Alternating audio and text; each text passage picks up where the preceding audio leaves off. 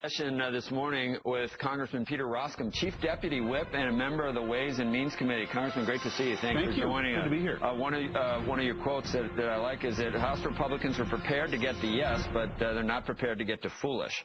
1.6, I guess you would think is foolish. 800, I guess people think maybe that's doable. Could it just look like this? And I'm going to just cut to the chase. We go up.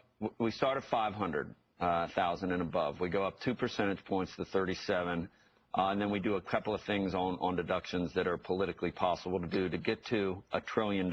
If the president were to come down to $1 trillion, could we go up? Would the Republicans go up to $1 trillion? Okay, I'll give you a straight answer, but I'll give you a straight answer in a minute. Let me get to the big concern that sort of animates that.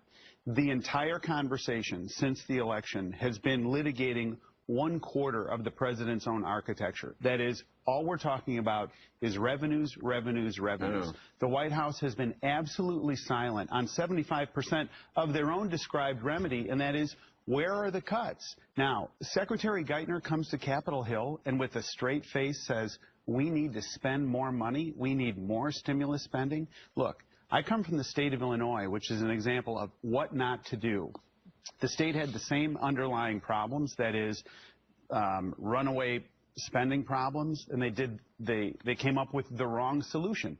Raise taxes, don't deal with the underlying problems, chase an entrepreneurial class out, $7 billion in current unpaid bills, more per capita debt than any state in the union, and a higher average unemployment rate. It is a system for failure. So what's happening with my neighbors in Illinois?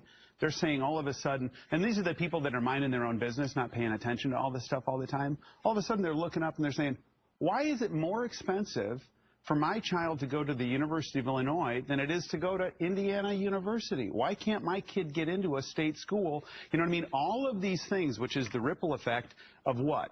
Bad policy. And it is denial behavior. And I think the president's problem right now, he's overselling. He's overselling the revenue side, and he's creating the impression that, hey, just you pay a little bit more taxes, and I might mean you pay a little bit more taxes, and all of a sudden the stars are going to be brighter. Remember that old saying, change what you can, don't change what you can, or God, at least accept the things that you're unable to change. You're not going to be able to change I don't think, the president on what you just described. Okay, so what can Republicans do to get to an we go over this cliff? Or Steve did this interview with Geithner the other day.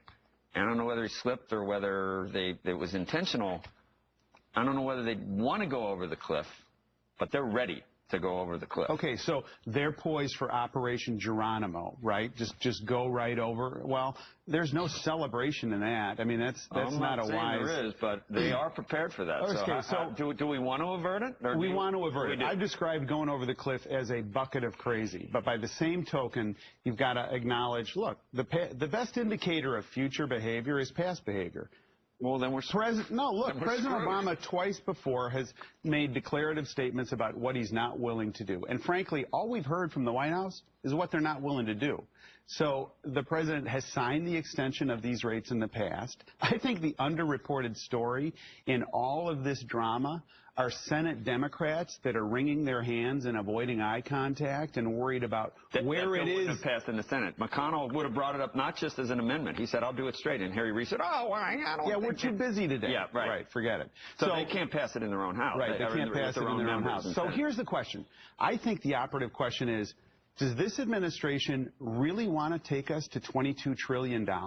Is that really where they want to go, $22 trillion in debt? Because that's the pathway. And if they do, aren't we better to deal with this right now? This doesn't get any better the longer we wait. And the president has been overselling. And when you have the Speaker of the House the day after the election coming out and saying, look, we're willing to move. Our movement is to put revenues on the table. Remember, during the wait a second. Are you saying a bucket of crazy is better than the long-term implications? Well, so that's the Hobson's choice, right? And that's what the country is dealing with. Neither of them are things that you want to embrace because they're both miserable. But I would argue, based on experience in Illinois, through manipulations and a lot of razzle-dazzle, Illinois is in a very bad place. The president comes from that state, too. Right. So that even suggests further that is his worldview.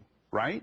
His whole base. What has the city of Chicago been doing over the past several years? Not dealing with underlying spending Rahm Emanuel took problems. on the teachers union this past summer. Okay, he got rolled. And they've been selling assets. It's been asset sales. It's been parking contracts. It's been selling the Skyway, not dealing with the underlying spending problems. And so House Republicans are determined to deal with this debt question. And so when Boehner comes out and gives his talk right after the election. But honestly, I mean, the administration has criticized the Republican proposal because there are no specifics in the spending cuts. Oh, come on. Look, the Erskine-Bowles language. Tell me what they are. No, the Erskine-Bowles language. You know how this works. House Republicans are. No, I'm not going to play that game, and here's why. House Republicans. No. I'm happy to Let me finish the sentence. My point. So House Republicans are willing to sit down. They're not any more anxious to deal with these cuts and to pass these cuts than anybody else is. But we've demonstrated through the Ryan budget. We did it once. We did it twice. You know what? I will give you that point, because the one thing I would like is if everybody would stop talking about this in public and get behind closed doors and actually make this happen. I can't believe the amount of talk that is happening, and the tough talk, the we'll go over the cliff, we'll go over the cliff, we'll go over the cliff. I don't think that's helpful. Well, let me just ask you one question. Is this really the point? The point is, I like to call it, it's a fiscal speed bump. This is a small thing. It's basically a $600 billion patch that we need. The real thing we're headed for is the long-term progress that we have to make. Now, I'm really concerned that the atmosphere is very poisoned as we try to deal with the $600 billion problem when we have a multi-trillion-dollar problem.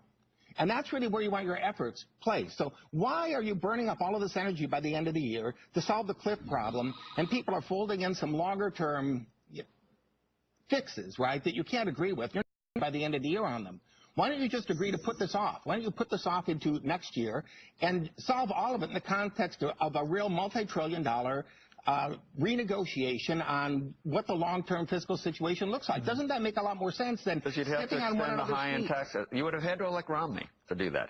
You're not going to get through. You're not going to extend the Bush tax cuts for the high end for another minute. Not even for another minute. For a millisecond. But I think this is the problem, because I mean, the Republicans really want to bargain away and let taxes go up by the end of the year, only have to have the big negotiations occur next year, where the president's going to want even more increases in taxes. Okay, let me ask a different question, and it's sort of the and then we framing it at the same time. Okay, here's an opportunity for the president to eclipse the whole scene. I don't think he's going to, but he could eclipse the whole scene. And let's not relitigate 01 and 03.